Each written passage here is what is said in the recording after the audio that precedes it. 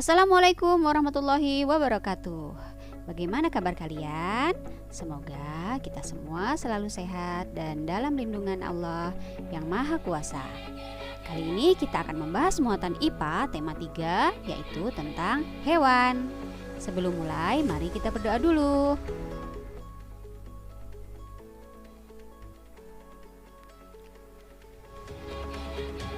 Anak-anak, hewan memiliki banyak manfaat bagi manusia. Yang pertama, membantu pekerjaan manusia. Yang kedua, bisa digunakan menjadi bahan makanan. Yang ketiga, bisa digunakan menjadi bahan obat-obatan. Yang keempat, bisa menjadi bahan pakaian dan masih banyak lagi. Hewan dikelompokkan berdasarkan hal-hal tertentu. Dalam ilmu biologi, hewan dikelompokkan menjadi dua kelompok besar.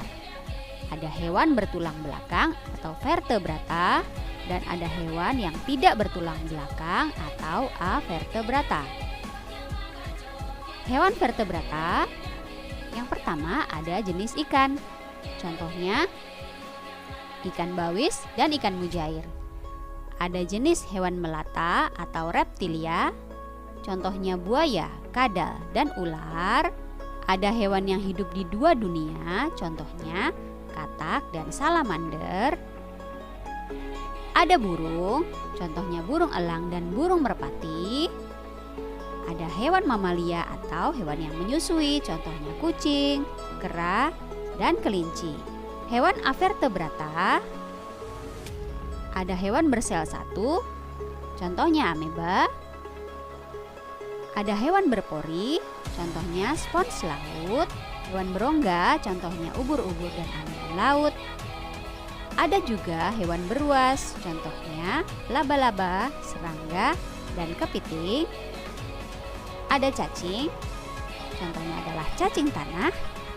Hewan lunak, contohnya siput, gurita, dan cumi-cumi. Dan ada juga hewan berkulit duri, contohnya bintang laut dan bulu babi. Ada juga pengelompokan hewan berdasarkan tempat hidupnya. Ada yang hidup di darat, contohnya kucing, ular, dan sapi.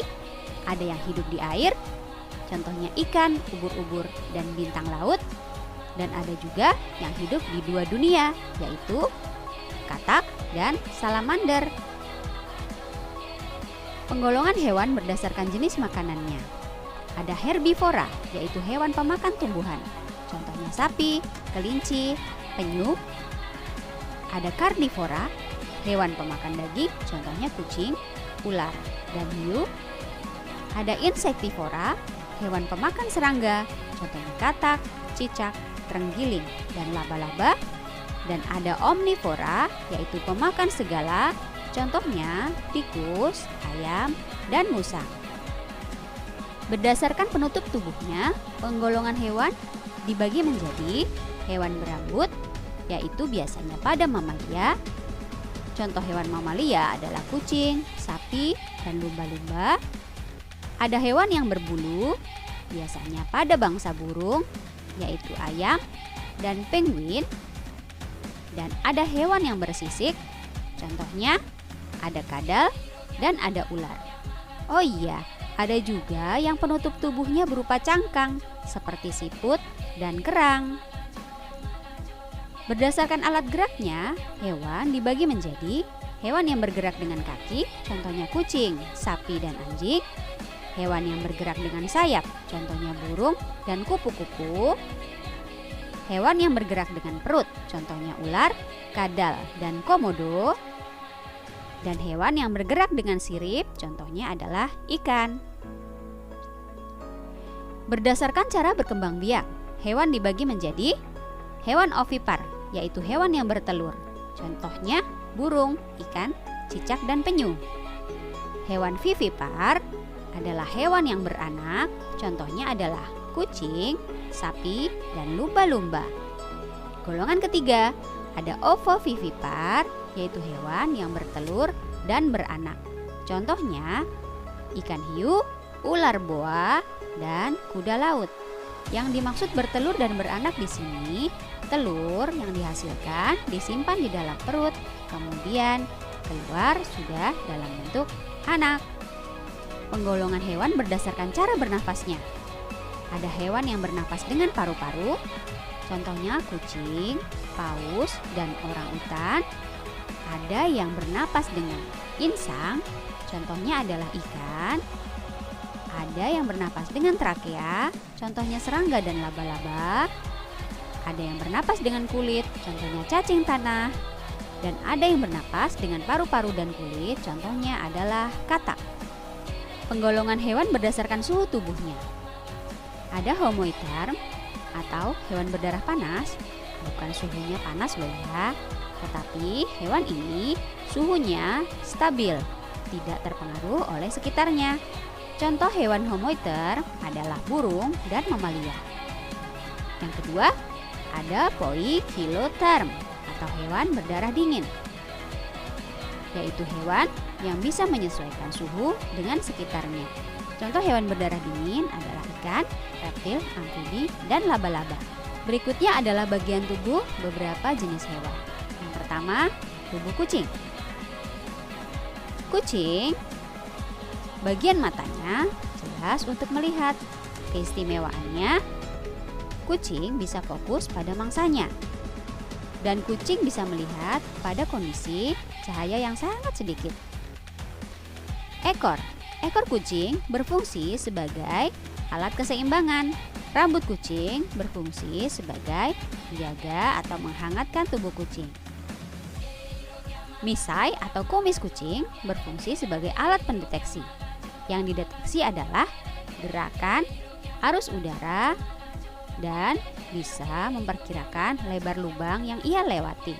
Kaki kucing memiliki bantalan supaya langkahnya tidak terdengar oleh mangsanya. Dan kaki kucing juga memiliki cakar yang fungsinya untuk mencengkeram mangsa. Berikutnya adalah bagian tubuh burung. Pada contoh ini adalah burung parkit. Sama dengan fungsi mata yang lain, fungsi mata burung adalah untuk melihat. Bentuk paruh burung parkit melengkung, dan ini gunanya untuk memecah biji-bijian. Bulu burung digunakan untuk menghangatkan tubuhnya dan untuk terbang. Sayapnya digunakan untuk keseimbangan dan untuk melayang. Ekornya digunakan sebagai kemudi dan untuk keseimbangan. Kaki burung parkit atau cakarnya digunakan untuk berpegangan. Bermacam-macam burung memiliki bentuk paruh yang berbeda-beda. Ada yang bentuknya pendek dan kuat, seperti pada burung pipit. Paruh seperti ini adalah paruh dari burung pemakan biji. Berikutnya ada bentuknya panjang dan pipih, yang digunakan untuk menjaring makanan. Paruh seperti ini contohnya dimiliki oleh bebek. Paruh yang melengkung, pendek dan kuat digunakan untuk memecah biji seperti pada burung kakak tua dan tadi ada burung parkit. Paruh yang besar, kuat dan runcing digunakan untuk mencabik mangsa, contohnya pada burung elang. Paruh yang panjang ramping dimiliki oleh burung kolibri yang fungsinya untuk menjangkau nektar dari bunga. Paruh yang panjang, kuat dan runcing seperti milik burung pelatuk digunakan untuk melubangi kayu agar ia bisa mendapatkan serangga atau ulat yang ada di dalam kayu. Dan paruh yang panjang berkantung seperti milik burung pelikan digunakan untuk menangkap ikan. Cakar pada burung juga memiliki bentuk yang beragam. Ada cakar yang tajam, melengkung dan runcing seperti milik elang adalah cakar dari burung pemakan daging yang fungsinya adalah untuk mencengkeram massa. Ada cakar yang berselaput. Ini dimiliki oleh burung perenang, contohnya bebek yang digunakan sebagai dayung.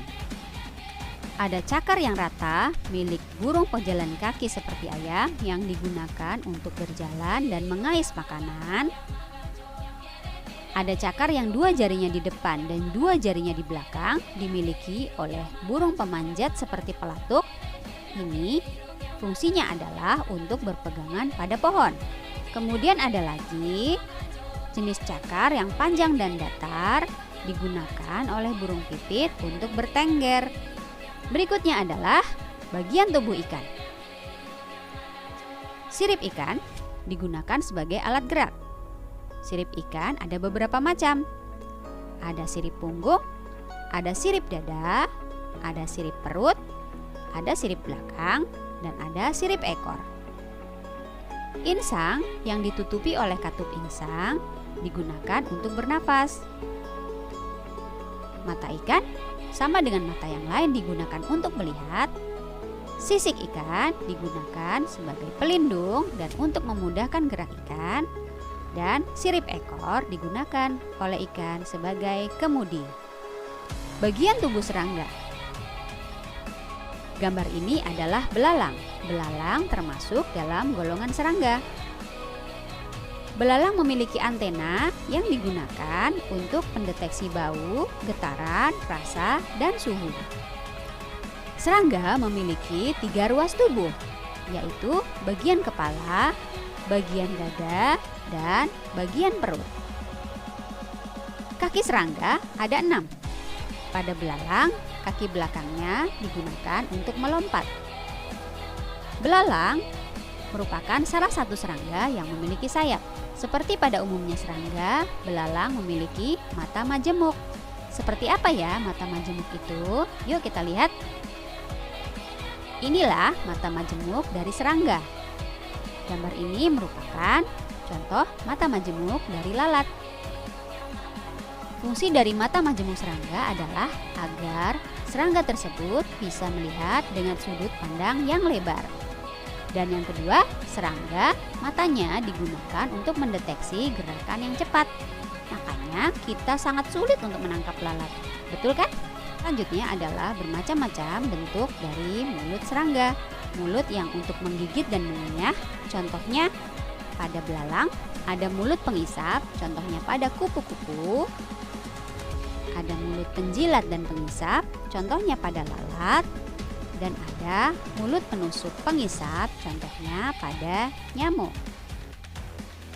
Berikutnya, menurut kalian laba-laba sama tidak dengan serangga? Tadi serangga itu kakinya 6, memiliki antena, memiliki sayap, dan ruas tubuhnya ada 3. Kita lihat, apakah sama ya dengan serangga? Laba-laba memiliki 8 kaki, berbeda dengan serangga. Ruas tubuh laba-laba terbagi menjadi 2, yaitu bagian perut dan satu bagian lagi gabungan kepala dengan perut. Jika tadi mata serangga ada 2 tetapi merupakan mata majemuk, kalau laba-laba matanya bisa ada 2, bisa ada 4, ada yang 6, dan juga ada yang 8. Kita lihat yuk mata laba-laba seperti apa. Nah, seperti ini mata laba-laba. Yang paling kiri adalah laba-laba yang matanya 2, di sebelahnya yang bermata 4, di sebelahnya lagi yang bermata 6, dan yang paling kanan adalah mata 8. Mata primer atau mata utama dari laba-laba digunakan ketika ia fokus pada mangsa, sedangkan mata yang lainnya digunakan untuk melihat detail sekeliling. Pada hewan dikenal istilah metamorfosis. Apa ya metamorfosis itu? Dikutip dari Wikipedia, metamorfosis adalah proses perkembangan biologi pada hewan yang melibatkan perubahan penampilan fisik atau struktur setelah kelahiran atau penetasan. Metamorfosis terbagi menjadi 2 macam. Ada yang sempurna, ada yang tidak sempurna. Metamorfosis sempurna mengalami 4 tahapan: telur, larva, pupa atau nimfa, dan imago. Larva yang dimaksud adalah tahapan ulat.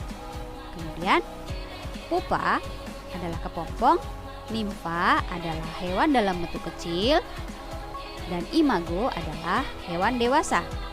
Contoh hewan yang mengalami metamorfosis sempurna adalah katak, nyamuk, lalat, dan kupu-kupu. Metamorfosis tidak sempurna tidak mengalami tahapan larva. Jadi, hewan yang mengalami metamorfosis tidak sempurna hanya mengalami tahapan telur, nimfa, dan imago. Contoh hewan yang mengalami metamorfosis tidak sempurna adalah kecoa, jangkrik, dan capung. Berikut adalah metamorfosis dari kupu-kupu. Untuk menghafalnya, kalian hafalkan lagu ini ya. Telur, ulat-ulat, kepompong, kupu-kupu. Lagunya seperti ini.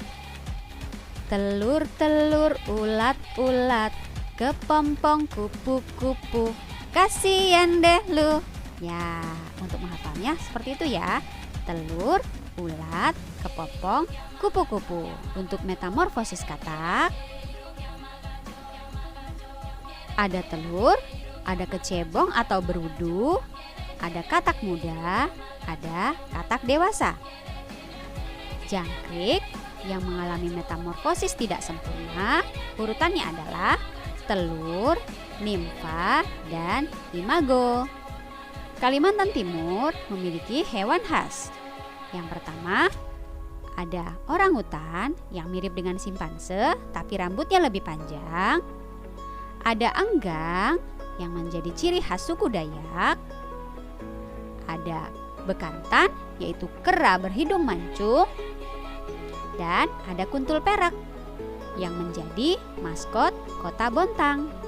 Keempat hewan ini merupakan hewan yang dilindungi. Dari semua jenis hewan, banyak hewan yang memiliki kemampuan unik. Contohnya, ada cicak. Cicak memiliki perekat pada kakinya agar ia bisa merayap di dinding. Kemampuan ini juga dimiliki oleh tokek. Berikutnya, cicak memiliki lidah yang lengket agar ia bisa mudah menangkap mangsa. Ini juga dimiliki oleh tokek, bunglon, dan katak. Yang ketiga, cicak mempunyai kemampuan autotomi, yaitu agar ia bisa melarikan diri dari musuhnya, ia memutuskan ekor, karena ekornya akan bisa tumbuh lagi. Contoh yang berikutnya, ada bunglon. Bunglon bisa berubah warna sesuai sekelilingnya. Kemampuan ini disebut sebagai mimikri. Dia juga mengubah warna tubuhnya untuk mengatur suhu tubuh dan juga untuk menunjukkan emosinya. Keunikan lainnya, kedua mata bunglon bisa melihat dua objek yang berbeda dan mata bunglon bisa berputar sampai 360 derajat. Hewan yang unik lain adalah gurita. Selain bunglon, ada juga di sini gurita yang bisa melakukan mimikri. Ia menggunakan sel pigmennya agar bisa mengikuti warna, pola, dan tekstur di sekitarnya. Gurita juga bisa menyemprotkan tinta sebagai pengalih perhatian agar ia bisa melarikan diri. Sama dengan cumi-cumi. Keunikan yang ketiga, gurita memiliki tubuh yang fleksibel sehingga ia bisa melalui celah yang sempit. Yang unik berikutnya adalah kelelawar. Kelelawar merupakan hewan nokturnal atau hewan yang aktif di malam hari. Kelelawar bisa mengeluarkan suara dengan frekuensi tinggi atau suara ultrasonik yang ia gunakan untuk mendeteksi benda yang ada di sekitarnya. Kemampuan ini disebut sebagai ekolokasi. Dan ada bintang laut yang bisa melakukan regenerasi tubuhnya. Ia bisa menumbuhkan kembali lengannya yang putus atau hilang. Begitu banyak hal-hal dari alam ini yang tidak kita tahu. Jadi, kita harus banyak menggalinya dengan membaca dan mengamati. Mengutip dari ucapan Mark Bekoff, hewan bukan barang milik atau benda, melainkan organisme atau makhluk hidup. Ia merupakan subjek kehidupan yang layak mendapatkan belas kasih, rasa hormat, persahabatan, dan dukungan kita. Jadi sayangilah alam kita, sayangilah hewan, sayangilah tumbuhan. Sampai di sini dulu ya video kali ini. Semoga ini bermanfaat. Terima kasih sudah menyaksikan dan sampai jumpa di video selanjutnya. Assalamualaikum warahmatullahi wabarakatuh.